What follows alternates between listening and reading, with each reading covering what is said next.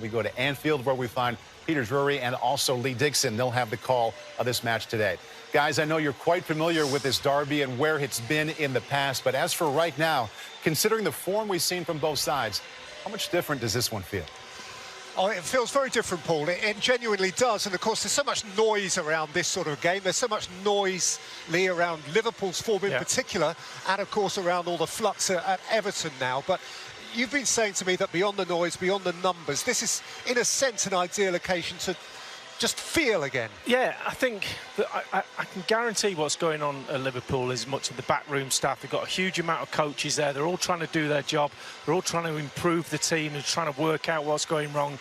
The data that's around modern day football is incredible now, and it's great. We all look at it. We all breathe off it and try and understand that stuff. As a player now in that dressing room, I think you have to go back to how it feels to be a professional footballer playing for Liverpool Football Club. You've got to put the data to one side. You've got to say, well, I did this many sprints or whatever it is. Go back to feeling, because when they were playing at the best, that's what they did. They went out, the data's there and they understand it all, but they're going out and they're breathing Liverpool Football Club and they're putting in performances that they're proud of.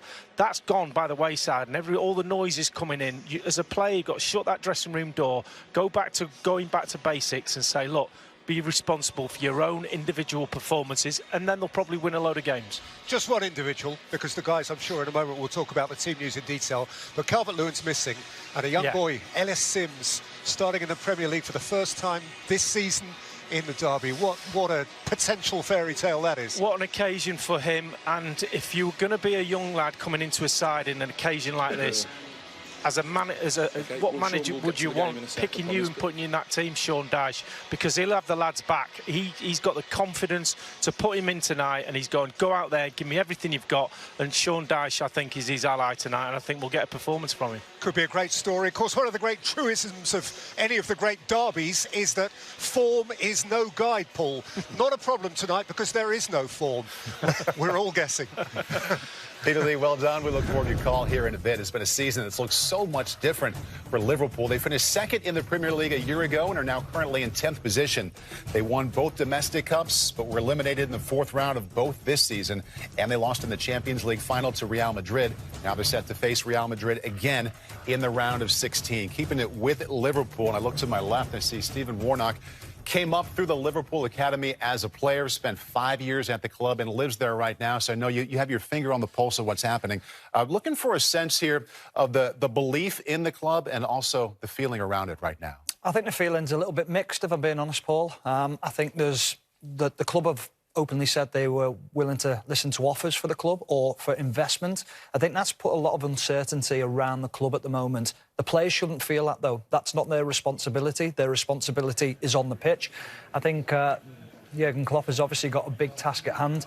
He is an elite manager, but even he at the moment is finding it difficult to solve the problems. But one thing you can say, from every Liverpool fan's point of view, they are fully behind Jurgen Klopp as a manager to turn this around. Yeah, okay, so that's one way of looking at it. I also hear people wondering, as wonderful as he's been there 6+ seasons, Robbie, if he is the man for the job right now. Yeah, people are asking the question, and Liverpool sitting in 10th is the reason why. Some will say they've regressed to the team that he took over, that were 10th back in 2015, where they had good players, but they had no drive, no direction, no system of play. We've seen that change under Jurgen Klopp. One of the things I would say with Jurgen Klopp is he's a great manager of this great Liverpool team that he's built.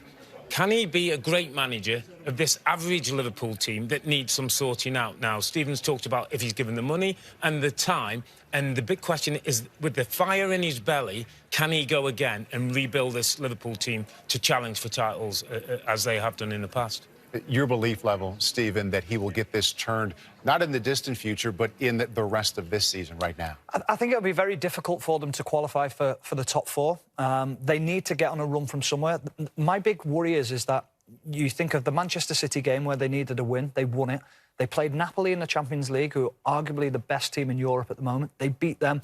The capabilities are there, but it's putting a consistent run together. I still believe he's the right man for the job, and what we're hearing out the press is that he'll be given the funds in the summer to transform this team. Other side, we find Everton, and what a difference a week and a half makes. If I teed up this conversation 10 days ago, it would have felt a lot different, but they hire Sean Dyche, they beat top-of-the-table Arsenal, and all of a sudden the energy is a lot different there. In Dyche we trust, the ginger Mourinho. I mean, everything's good. I mean, if there's a typical Sean Dyche performance, it was the Everton win against Arsenal last week. Clean sheet, 5 men in midfield, really difficult to play against. Set-piece goal wins it 1-0.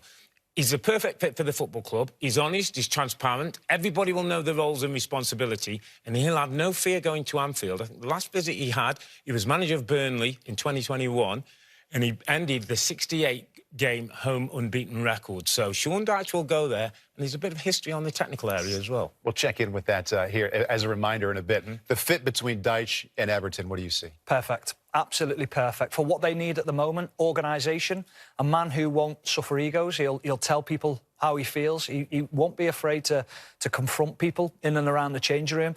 And I think the Evertonians might not have been overly impressed with the appointment of Sean Dyche, but they'll come to understand why he is the right man for it. He'll be an excellent appointment for them. A big moment coming up for him and his side, Everton at Anfield, taking on Liverpool today.